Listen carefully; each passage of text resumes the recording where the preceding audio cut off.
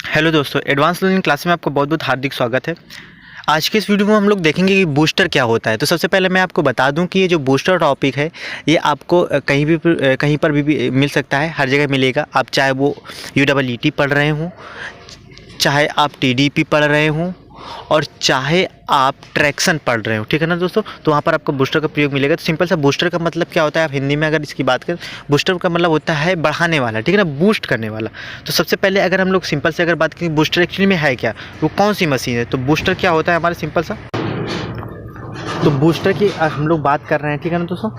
तो हम लोग बूस्टर की बात कर रहे हैं। तो बूस्टर एक्चुअली में वो कौन सी मशीन होती है, तो बूस्टर एक्चुअली में DC सीरीज जनरेटर होता है। क्या होता है, DC सीरीज जनरेटर होता है।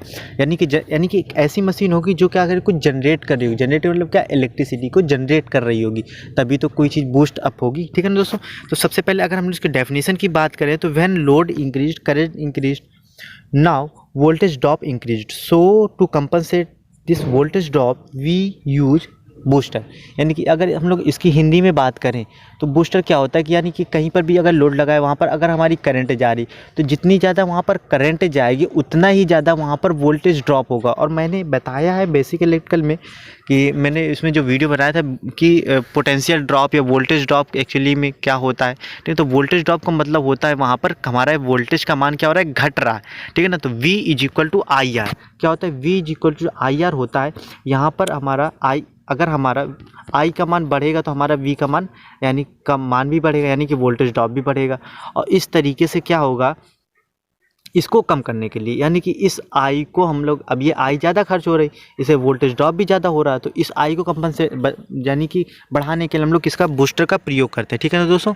अब बूस्टर का अगर हम लोग डायग्राम की देखें तो ये बूस्टर का डायग्राम आप देख रहे होंगे, ये इस तरीके का होता है, ठीक है ना दोस्तों। तो यहाँ पर ये जो आप दो देख रहे हैं, ये आपकी सिंपल सी क्या है, लाइन है, मेन लाइन है, ठीक है ना दोस्तों। ये आपकी क्या है, ये मेन लाइन है।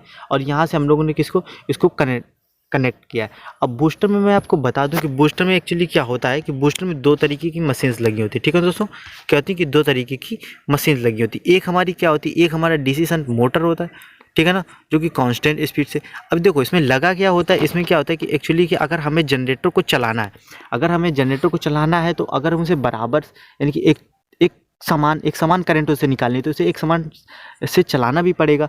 और एक समान स्पीड से हमारी कौन सी मोटर चलती है, वो सिंपल से हमारी शंट मोटर चलती है। तो सबसे पहले हम लोग क्या करेंगे, लाइन से हम लोग मोटर को कनेक्ट कर देंगे। लाइन से मोटर को कनेक्ट करने के बाद देखिए ये जो हमारी ये मोटर है ना, ये शंट मोटर है। देखिए ये हमारा आर्मेचर, इसके उसमें क्या है, पैरेलल में हमारी क्या जुड़ी हुई, फील्ड वाइंडिंग जुड़ी हुई। और यहाँ से ये करंट देखो, ये जो लाइन है यहाँ से हमारा करंट क्या हो रहा है, ये ले रही मोटर। अब ये जो शंट मोटर है क्या, DC शंट मोटर है। अब ये मोटर जब हमारी कांस्टेंट स्पीड से चलेगी तो इसी हमने यहाँ पर क्या कर दी है, ये मैकेनिकल कपलिंग है। इसके बाद हम लोगों ने यहाँ पर जनरेटर को अब हम लोग चला रहे हैं।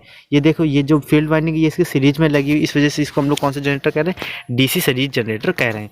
अब यहाँ से हमारा जब इसको एक समान स्पीड से चलेगा तो उतनी हमारी करंट भी निकलेगी।